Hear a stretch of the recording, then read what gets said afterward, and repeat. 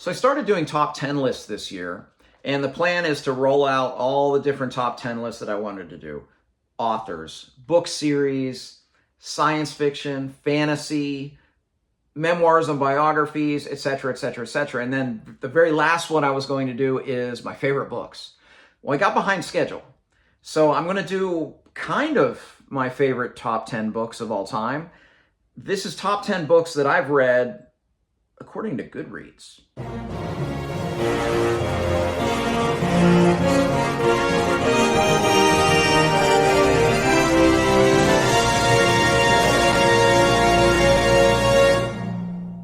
Hey everyone, so this is a different kind of video. I actually shot a video like this when my channel was tiny, when I had like 50 subscribers.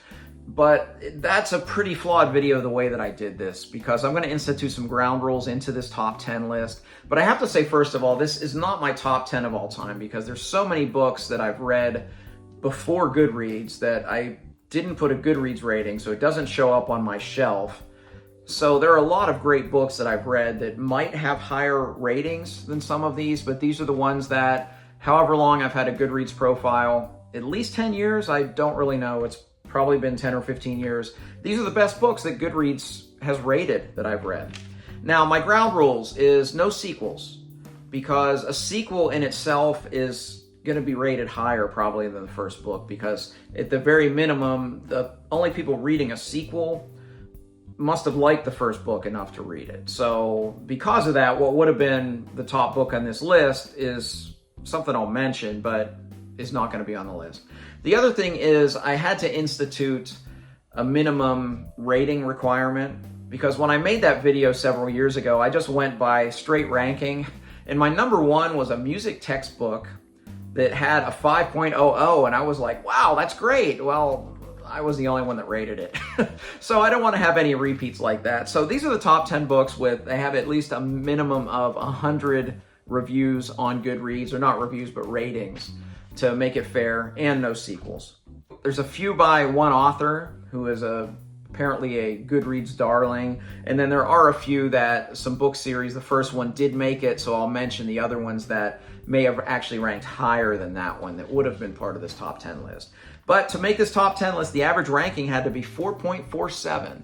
So we kick it off with number 10. Number 10, according to Goodreads, is Harry Potter and the Sorcerer's Stone, coming in at a 4.47 ranking. But what's very interesting to me is that 6 of the 7 books in the Harry Potter series have that ranking or higher. So all 6 of those books would have made this list. Harry Potter and the Order of Phoenix would have been a 4.50. Harry Potter and the Goblet of Fire, 4.56, which would have been top 3. The 6th book, which is my favorite in the series, Harry Potter and the Half-Blood Prince, came in at 4.58. Also with a 4.58 was Prisoner of Azkaban. And the highest Harry Potter book, which I vehemently disagree, is Harry Potter and the Deathly Hallows. That came in at a 4.62, which alone would have been the second highest book out of these top 10. But Harry Potter is in at a solid 10 for a good reason. These books are beloved by many, including myself, and they do deserve some high rankings. Number 9, some more fantasy. And this is the first entry by that Goodreads darling, Brandon Sanderson. Number 9 is Mistborn, The Final Empire, coming in at 4.47, actually the same ranking as Harry Potter and the Sorcerer's Stone. Also in that list is Hero of Ages, the 3rd book of the original Mistborn trilogy, was at a 4.53. So both of them would have been in there. Mistborn Era 1 is Sanderson's best completed works by far. We will see where Stormlight lands when it's at least the first arc is done, I think next year. But I do love that initial trilogy quite a bit. And I would agree, I would put Hero of Ages as the highest of the 3 books. Number 8, more Sanderson, Arcanum Unbounded at a 4.49 ranking. So Arcanum Unbounded is a collection of short fiction that's set in the Cosmere. And I like this ranking in here because it does have my absolute favorite thing that I've read by Brandon Sanderson, and that is the novella The Emperor's Soul.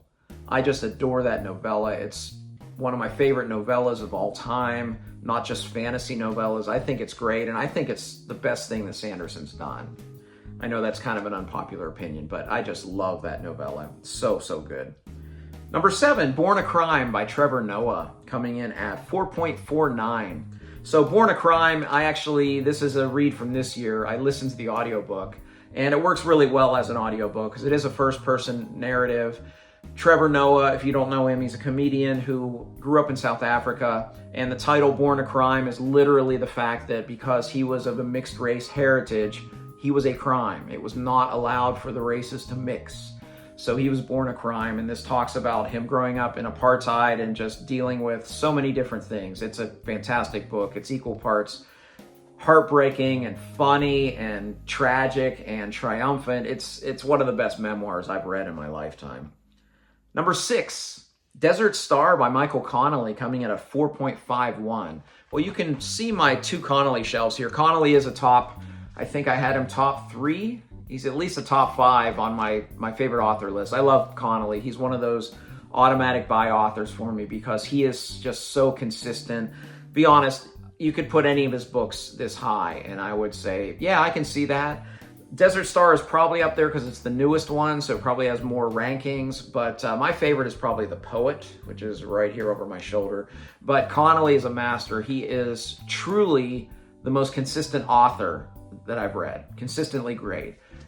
Ceiling, very high, but his floor, the worst Michael Connolly book could ever get is probably a 3 out of 5. He's fantastic. So I do like seeing Desert Star in this list. Number 5 is Lonesome Dove at a 4.52 rating. Another one that I read this year, and I agree 100% with this one. Probably still the best book that I've read so far this year. We'll see when I get to the end of the year if it makes it all the way as number 1, but man, what an epic journey. Even if you don't like Westerns, I think you would like Lonesome Dove. It's a quest to run cattle from Texas all the way north to Montana. It has some of the most memorable characters I've read in any genre. It has a fellowship of characters, tragedy. It has everything. It's just an epic journey that was such a gratifying way for me to start my reading year. So Lonesome Dove, top 5, absolutely. Number 4, I'm so happy to see this. It's Lord of the Rings at 4.52. My favorite book series of all time. For a long time, I put Realm of the Elderlings just ahead of it this year, but I do love Lord of the Rings. I will always love Lord of the Rings. I've read it 4 times in my lifetime. Every time I read it, I get something new out of it. First time I read it was the plot and the journey. The second time was kind of seeing the characters again. The third time was the world building. And the fourth time I reread it, I think I just appreciated everything so much. The characters, learning more about the world, appreciating the writing. Lord of the Rings is an all-timer for me and always will be. Number 3, Caste, The Origins of Our Discontent by Isabel Wilkerson. Read this one a few years ago. This is a work of nonfiction, and this talks about not necessarily race relations, but how it's almost a caste system in America. Very, very well written. It can be one of those books that could be kind of bleak at the end, but she chose to end with a little bit of hope, and I really enjoyed it. It was a big bestseller when this came out a year or 2 ago, and I can see that being a very, very high-rated book. I'm sure I gave it 5 stars as well. Number 2 was my best nonfiction book of last year, and that is The Choice by Dr. Edith Ava Eger.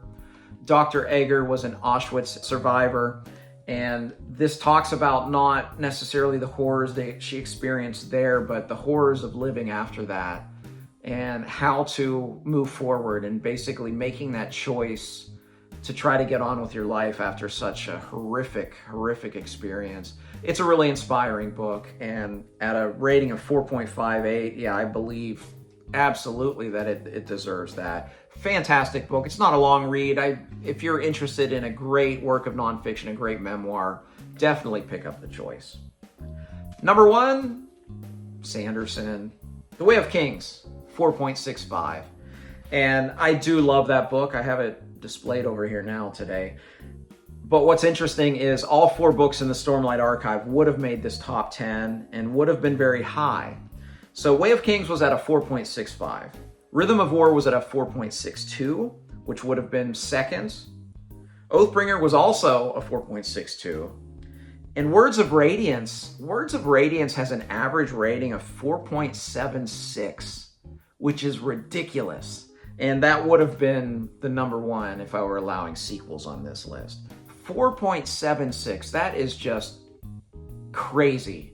Everybody obviously loves that book, and I do as well. I love Sanderson, and I do love, especially the first two books. I would not say that the third and fourth books are 5-star reads. I would say Oathbringer is a 4-star read, and Rhythm of War is more of a 3.5 probably. Some major pacing issues in that one, but the first two books of Stormlight Archive I think were magnificent and deserve to be atop of this list. So, according to Goodreads, the best book I have ever read is The Way of Kings by Brandon Sanderson. Hey, did you like this? Would you want me to do the flip side? The worst books I've read according to Goodreads. I don't like to be negative, but it might be kind of fun to just kind of see if I even remember some of these lowest rated books, because chances are they probably left my memory. But if you want to see that video, let me know in the comments below. If you did like this video, please like and subscribe. You can also find me on Twitter and Goodreads. I'd love to interact with you there. As always, thank you for watching. Until next time, goodbye.